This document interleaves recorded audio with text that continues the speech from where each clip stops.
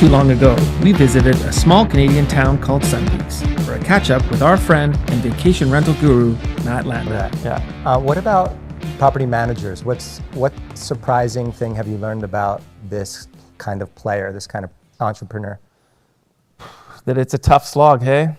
I mean, I've met, obviously property managers who have 1 door, 2 doors, all the way up to 1,000 doors, 2,000 doors, and they, I think the one thing that they share is a definite passion for what they do. I think, especially the successful ones will always have it in their heart, in their DNA, in their sort of being to really want to be a host and really provide an amazing experience so that, that the guest leaves their property a better person or a more fulfilled person than when they arrived. And they also might, regardless of getting a repeat booking, that they might tell their friends or their family about that special place that they visited or whatever. And so I think, the passion and enthusiasm that I've seen across the spectrum of property managers has been really amazing. And I think that they all do share some level of passion to make sure that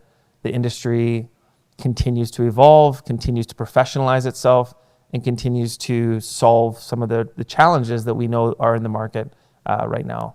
And how do you think someone who's incredibly passionate about hospitality and taking great care of guests and making these experiences that last forever, how does that kind of business compete with a business that is looking to scale and go public as a property management company, let's say?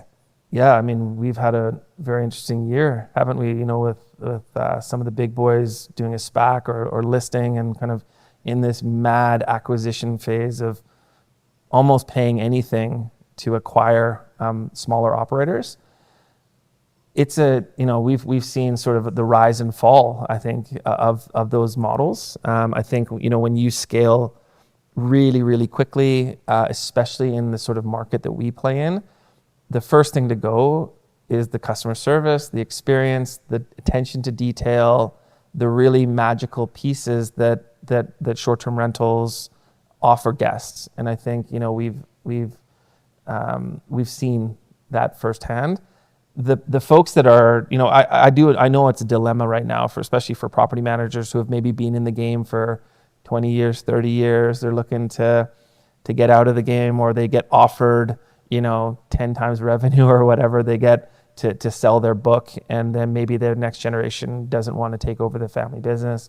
So there's a lot of pressure for sure on those folks, because it's a great escape hatch, right? For someone when you get approached with a company with almost unlimited funds to take you out. So let's see what happens next year, right? Or even in the next few years, because the early guys into that space that are really driven solely by acquisition, at some point that party's going to end, and then they're going to be responsible for actually servicing that huge portfolio that they've built. And at that point, I think you're going to see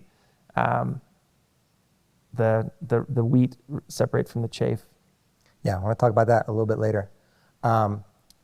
This disadvantage or challenge that you have entering an industry as a newbie, trying to wrap your head around all the information.